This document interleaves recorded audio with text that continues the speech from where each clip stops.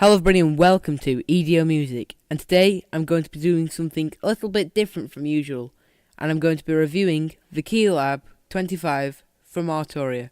So let's get started.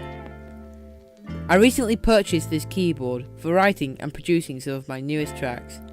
I needed something with aftertouch, and I've used Arturia's keyboards before, though this is the first one I have purchased, and I knew this company was the right company for me. I couldn't pick between Arturia's KeyStep or the KeyLab, but the full-size keys of the KeyLab sold it for me. First, let's talk about the design. I'm sure you can all agree that this keyboard is beautiful and one of the nicest looking keyboards out there on the market. It has a sleek look and solid design and tons of controls. It has a pitch bend and modulation wheel and lots of knobs and sliders that are integrated with Arturia's Analog Lab and Logic Pro X and GarageBand. Though you do have to mess around with the controls to get it working in GarageBand and Logic. Now let's move on to the feel of the keyboard, and it's great. I love the feel of not just the keys but all of the controls on the controller. Now let's move on and talk about its integration with Arturia's Analog Lab. The controls work seamlessly with Analog Lab, and you can switch between all of the instruments. It means it's easy to use and easy to access for anyone of any age. I love using Analog Lab. It's one of my favourite third-party plugins to use in Logic. Though it isn't just a plugin, it's something that you can use just to mess around. I can be sat there hours just messing around with the different instruments and tweaking all the different controls.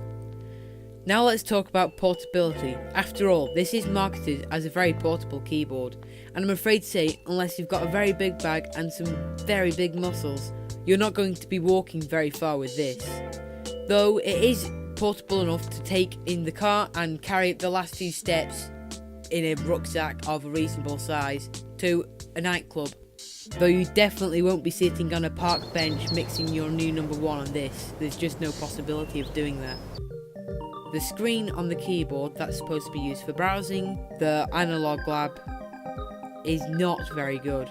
In fact, it's not very high quality at all. As you can see by this picture, there are lots of squares on the display, and that is not just because of the camera. It's not very nice at all, really.